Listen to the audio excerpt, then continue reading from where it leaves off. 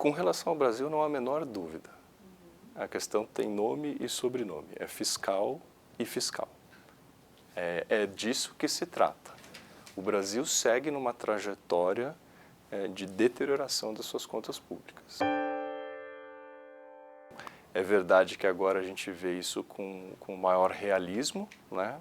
O governo interino, por exemplo, acaba de aprovar, né, o novo orçamento onde explicitou o tamanho do déficit. Eu não diria que foi um choque, né? Na verdade, o mercado suspeitava muito que as contas não eram suficientemente transparentes. Só que não dá para negar, é um déficit enorme. Para conter esse déficit, para endereçar o problema, necessariamente a gente vai precisar de reformas constitucionais.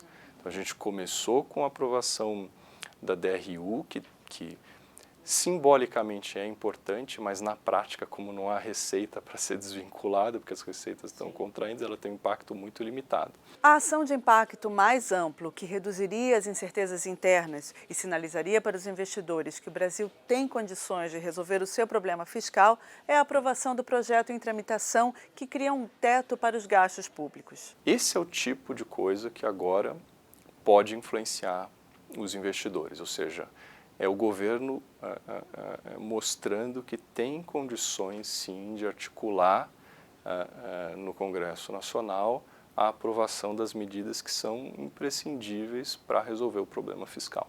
Nesse contexto, né, de incerteza, você começa a minimizar, nesse caso, o elemento interno, de incerteza interna. Será que o governo vai ser capaz? Então você começaria a responder na direção, sim, vai ser capaz. Mas para ampliar o investimento de forma mais permanente, a gente tem que avançar primeiro na questão fiscal para poder reduzir o juro. Sem reduzir o juro, e o juro de longo prazo aqui, né, não é a Selic estar um pouquinho mais alta, é a percepção de que realmente o problema está sendo bem endereçado e que o juro de longo prazo é muito menor. A gente está falando aqui de um juro que é substancialmente menor e que induza os investidores a procurarem alternativas realmente, porque essa ainda é uma jabuticaba, né, no Brasil. Não há nada, nem nos países emergentes com maiores problemas, né, você não encontra juro real acima de 3%. De forma a fomentar realmente o investimento, a gente precisa ter uma redução substancial do juro de longo prazo no Brasil. Acredito que a avaliação é que a combinação dessa ociosidade na economia, né, uma recessão muito profunda. Acho que o ponto central aqui é o seguinte: o Brasil está passando pela maior recessão de sua história. Já existe uma grande ociosidade, né, que é percebida, seja no mercado de trabalho, com um desemprego que não só é alto, como tende a crescer, como na indústria ainda também já uma grande ociosidade, as sondagens mostram isso. A inflação já começa a mostrar esse processo de arrefecimento. O que falta é essa âncora fiscal, para dizer que a política fiscal vai apertar, vai se mostrar mais contracionista durante anos. Então, se você encaminha bem essa âncora fiscal, eu diria que você teria que ter uma política monetária, né, que é oposta da situação atual. A situação atual você tem uma situação fiscal totalmente desancorada e para esse excesso de ociosidade na economia, você tem uma política monetária muito apertada.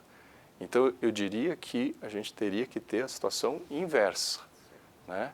Ou seja, teria que ter um espaço para um grande afrouxamento monetário, dada, né, o encaminhamento da questão fiscal. Eu não estou falando de 100 bips menos ou 200 bips, eu acho que teria que ser muito menor. Estou falando de 300, 400 bips, no mínimo, dado o encaminhamento da questão fiscal. Então, quando a gente olha numa perspectiva mais ampla, nosso entendimento é que o investidor estrangeiro ele participou, sim, com elevação de investimentos no Brasil, né, e que o que a gente percebe é só um arrefecimento desse movimento mais recentemente.